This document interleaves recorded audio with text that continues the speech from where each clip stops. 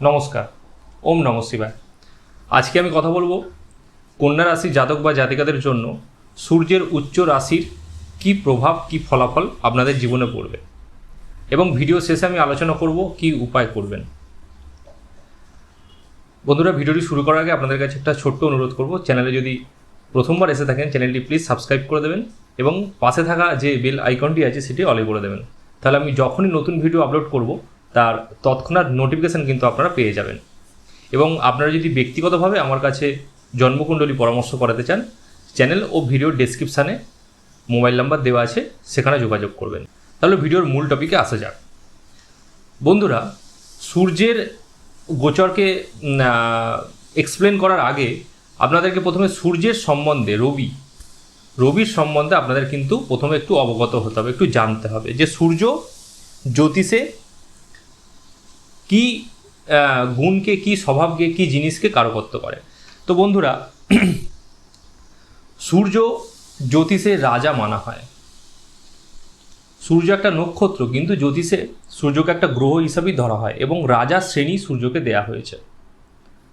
সূর্য হচ্ছে আমাদের আত্মার কারক, আমাদের সোলের কারক, তাই সূর্যকে ন্যাচারালি আত্মাকারক গ্রহ বলা হয়। এবং সূর্য হচ্ছে আমাদের সেলফ রেসপেক্ট, আমাদের ইগো, আমাদের স্ট্যাটাস, সমাজে আমাদের কতটা আমাদের সুনাম হবে, কতটা আমাদের পরিচিতি বাড়বে, খ্যাতি বাড়বে,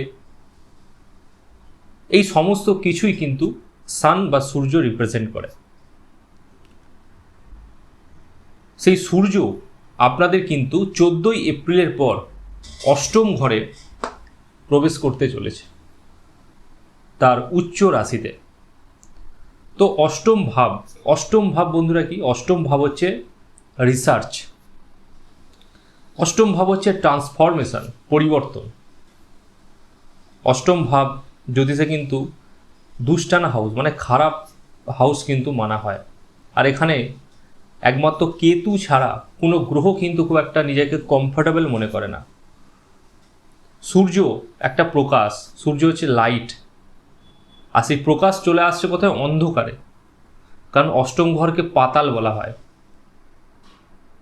কুয়োর যে গভীরতা, ডিপ, যে কোনো কুয়োর যে নিচে কতটা ডিপ হতে পারে একটা কুয়ো, একটা খাদ, আমরা তো ওপর থেকে দেখতে পাই না, কারণ অন্ধকার থাকে। সেই ওই ডিপ যে কুয়ো, নিচে কি আছে, কতটা তার মানে ডেপথ আছে, এটা কিন্তু আমরা কেউ জানি না। তো সেই সবই হচ্ছে 8th হাউস। আপনাদের জীবনে কতটা চ্যালেঞ্জেস আসবে, কতটা সংঘর্ষ আপনাদের করতে হবে, সেটাও কিন্তু 8th হাউস থেকেই ধরা হয়। এবং আপনাদের আয়ু এবং আপনাদের ইনহেরিটেন্স, মানে আপনাদের স্পাউসের যে ফ্যামিলি, এটাও কিন্তু 8th হাউস রিপ্রেজেন্ট করে। তো যখনই সান আপনাদের 8th হাউসে আসবে, তো সূর্যের সপ্তম দৃষ্টি, একটাই দৃষ্টি আছে, সে আপনাদের কিন্তু সেকেন্ড হাউসকে কিন্তু এখান থেকে দেখবে। তো সবার আমি 8th হাউসের ফলটা বলি, তারপর আমি সেকেন্ড হাউসে আসছি। তো আপনাদের দেখবেন হঠাৎ করে স্পিরিচুয়ালিটি, অকাল্ট সায়েন্স, গুপ্তবিদ্যা, এইসবের পিছনে আপনাদের কিন্তু রুচি বাড়ছে। হঠাৎ করে আপনারা দেখতে পাবেন যে আপনারা সব কিছু জিনিসটাকে একটু অ্যানালাইসিস করা শুরু করে দিয়েছেন। সূর্য আপনাদের এখন 7th হাউসে ছিল, তার জন্য আপনাদের সমাজে, সোসাইটিতে কোথাও না কোথাও একটু ডিসরেসপেক্ট বা লোক ইগনোর করা, আপনাদের দাম্পত্য জীবনে ইগো ক্লাসেসের জন্য সেখানে প্রবলেম হওয়া, বিজনেসে লস হওয়া, এবং চাকরির ক্ষেত্রেও কিন্তু সেম সিচুয়েশান। এবং তার সাথে কিন্তু আপনাদের বন্ধু বান্ধবদের সাথেও কিন্তু রিলেশনশিপ এখানে খুব একটা ভালো চলছিল না। এবার সূর্য আপনাদের আত্মাকারক এখন 8th হাউসে ট্রানজিট করবে 14 এপ্রিলের পর। তো বন্ধুরা, এই সমস্ত কিছু যে প্রবলেম আপনাদের জীবনে হচ্ছে, সেই সমস্ত প্রবলেমের সলিউশন কিন্তু আপনারা নিজে স্বয়ং কিন্তু উদ্ধার করবেন, কারণ 8th হাউস হচ্ছে রিসার্চের ভাব।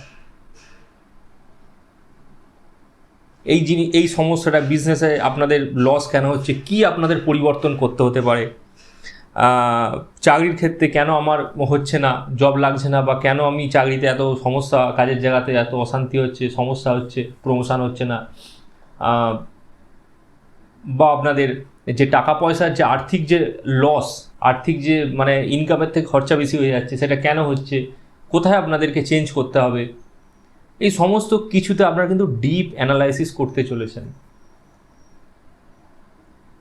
তো এর সাথে তো যখনই আপনাদের একটু মানে আমাদেরকে নিজেদেরকে একটু পরিবর্তন করতে হয় না, ট্রান্সফরমেশান করতে হয়, তখন কিন্তু সেটা খুব একটা খুশি কিন্তু আমাদের দেয় না, সেটা সর্বদা কিন্তু আমাদের একটু পেনই দেয়, যন্ত্রণাই দেয়। কিন্তু সেই যন্ত্রণা কিন্তু আপনাদের জন্য ভালো ফলদায়ী হবে। এটা আপনাদের আগের যে সামনের জীবনকে খুব সুন্দরভাবে শান্তিতে অতিবাহিত করার জন্য কিন্তু এই সূর্যের গোচর আপনাদের হতে চলেছে। তাই আপনারা যদি আপনাদের মনকে একটু রিসার্চে এইসবে যদি লাগান, যে আপনাদের জীবনে যা সমস্যা আসছে, সে আপনারা কোনো মানে মানে ঋণ নিয়েছেন, সে ঋণকে ঠিকমতো করে চুক্ত করতে পারছেন না। তো এই যে ঋণটা আপনি যে নিয়েছেন, সেই ঋণটা যে জিনিসটা কেনার জন্য বা তৈরি করার জন্য আপনি ঋণটা নিয়েছেন, সেটা কতটা আপনাদের জন্য গুরুত্বপূর্ণ ছিল, কতটা দরকার ছিল, আদৌ কি দরকার, না এটা আপনি সমাজকে দেখানোর জন্য বা পরিবারের প্রেসারে এই মানে ডিসিশানটা নিয়েছেন, তার জন্য আপনাদের লোন নিতে হয়েছে, আর তার জন্য আপনাদের কিন্তু বেশি করে পরিশ্রম করতে হচ্ছে, একটা ট্র্যাপ, একটা ফাইন্যান্সিয়ালি ট্র্যাপের মধ্যে আপনারা পড়ে গেছেন। তো অনেক যে ভুল যে ত্রুটি করেছেন বা হয়েছে, বা আপনাদের ভেতরে অনেক কিছু আছে ত্রুটি, তো সেই ত্রুটিগুলোকে কিন্তু এখন আপনাদের দেখতে হবে। আপনারা যদি সেই ত্রুটিগুলোকে দেখেন, একটু গভীরভাবে রিসার্চ করেন, অ্যানালাইসিস করেন, তাহলে কিন্তু সান এখানে কিন্তু খুব ভালো আপনাদের ফল দেবে।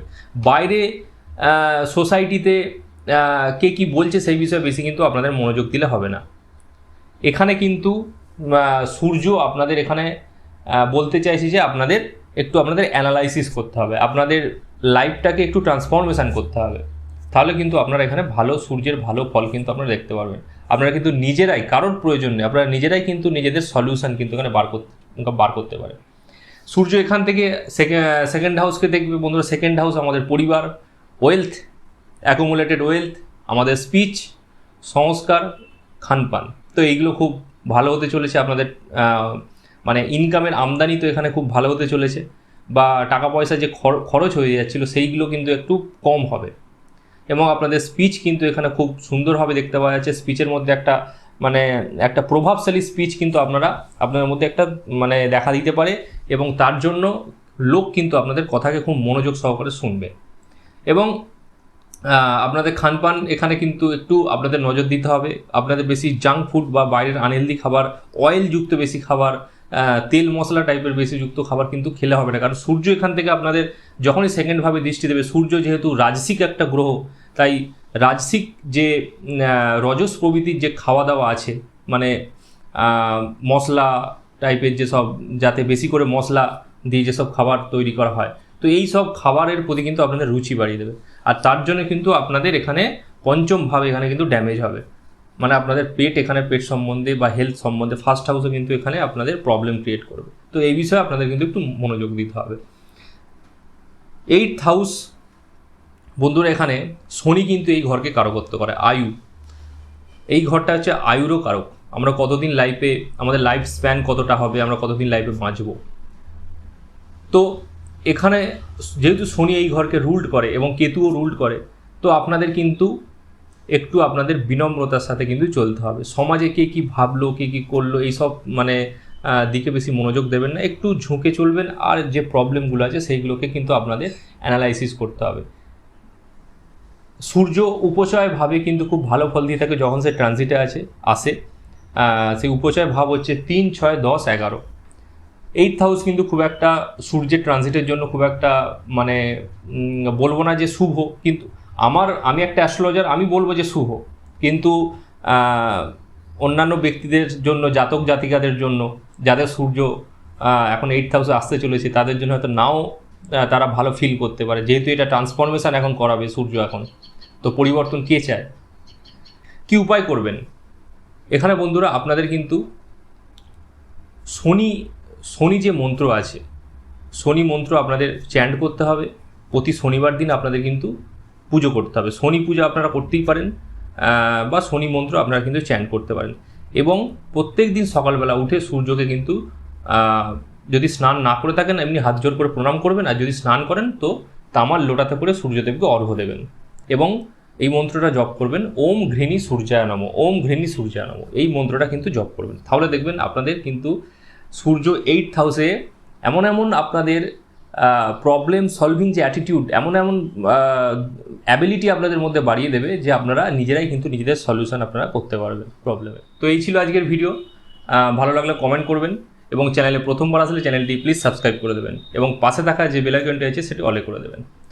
দেখা করছি পরের ভিডিওতে, ততক্ষণ ভালো থাকবেন, সুস্থ থাকবেন। হর হর মহাদেব।